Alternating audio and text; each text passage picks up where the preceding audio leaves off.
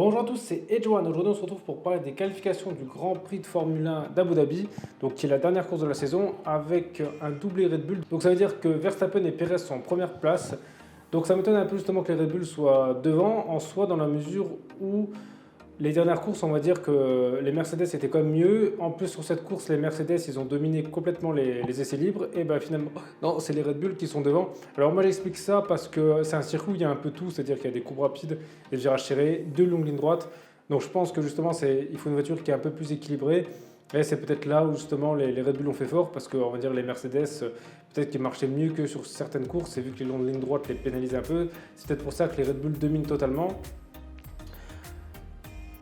Et aussi, cette course montre bien que c'est les voitures qui font tout, étant donné que les 6 premiers, c'est à chaque fois deux voitures qui suivent, donc de la même équipe. Donc voilà, c'est Red Bull, Ferrari et Mercedes.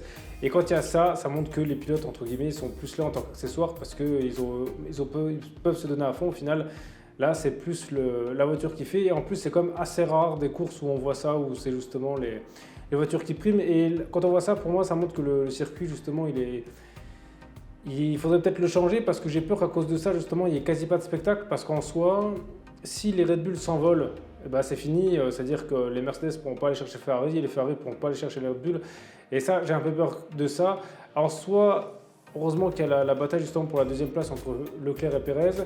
Et l'avantage justement, on va dire, de ça, c'est que les Ferrari, c'est les voitures qui ont la meilleure vitesse de pointe. Ils pourront aller chercher les Red Bull, voilà. Mais bon, pour ça, il faudra justement que les Red Bull, ils s'envolent pas dès le début. Parce que le problème de cette course aussi, c'est que justement, entre la ligne de départ et le premier virage, eh ben, il n'y a quasi rien. Donc, c'est-à-dire qu'on ne peut pas faire la différence là. Et après, c'est que des virages rapides et deux virages tirés et une épingle. Donc, on vient jusqu'à l'épingle là. Celui qui est premier, s'il ne fait pas de bêtises, il est premier. Et ensuite, à la ligne droite, là, il y a moyen de faire quelque chose. Mais il faut encore arriver à suivre. Et je pense que Perez, à mon avis, il n'aura pas su Verstappen. Donc, ça va faire un bouchon. Voilà, si Leclerc arrive à suivre Perez, voilà, là, après, il y a peut-être moyen qu'il l'ait dans la ligne droite ou dans la deuxième. Mais on va dire ça a été un peu ça la clé on va dire, de cette course, ça va être les Ferrari parce que s'ils arrivent justement à se battre avec les Red Bull, il y aura moyen d'avoir du spectacle. Et s'il n'y a pas ça, malheureusement, ça va être Red Bull, Ferrari et Mercedes et les 6 premiers, il ne se passera rien du tout. Parce qu'en plus de cette course, les pneus, on va dire, sont pas trop abîmés, donc il n'y aura pas vraiment de stratégie. C'est ça le problème, c'est qu'on ne peut pas faire la différence avec une stratégie, à moins qu'il y ait une voiture de sécurité. Donc voilà, et c'est dommage justement s'il arrive ça parce que c'est comme une course où elle fait partie des celles où on peut le plus doubler parce qu'il y a beaucoup d'endroits pour doubler. La piste justement, les voies de dégagement, c'est que de l'asphalte. Donc on peut mettre une roue ou deux à l'extérieur, c'est pas grave, on va pas s'y mettre. Donc ça c'est dommage et j'espère vraiment qu'il y aura du spectacle. Et donc pour préciser, le troisième c'est Leclerc, ensuite le quatrième c'est Sainz et ensuite c'est Hamilton et Russell.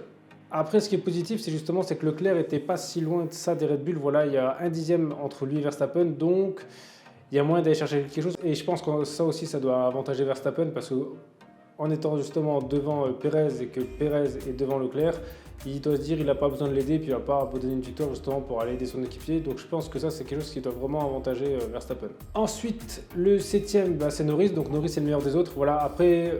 C'est un circuit qui doit mieux marcher pour la McLaren que des autres parce que c'est que sur les dernières courses, McLaren ils étaient loin. Là, en étant septième, voilà, ça montre que la voiture marche bien.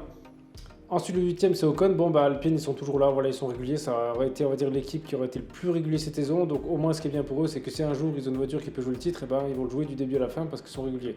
Donc, ça, c'est quand même quelque chose qui est pas mal parce qu'il y a très peu de voitures, honnêtement, qui arrivent à être régulières justement dans toutes les courses et surtout à la même place.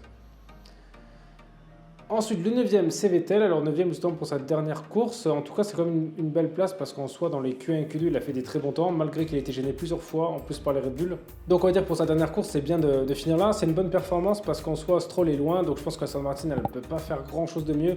À mon avis, ça va être bien s'il finit dans les points parce que, vu les performances de la voiture, je pense que s'il n'y a pas d'accident, ça va être compliqué. Même s'il va se donner à fond, c'est vrai que pour sa dernière course, à mon avis, je pense qu'il va au moins finir dans les points. Mais ça, honnêtement, c'est pas garanti parce que Aston Martin n'a pas l'air d'être si efficace que ça dans cette course. Et ensuite, le dixième, c'est Ricciardo. Alors, il sera pas dixième parce qu'il y a une pénalité, ça va être Alonso.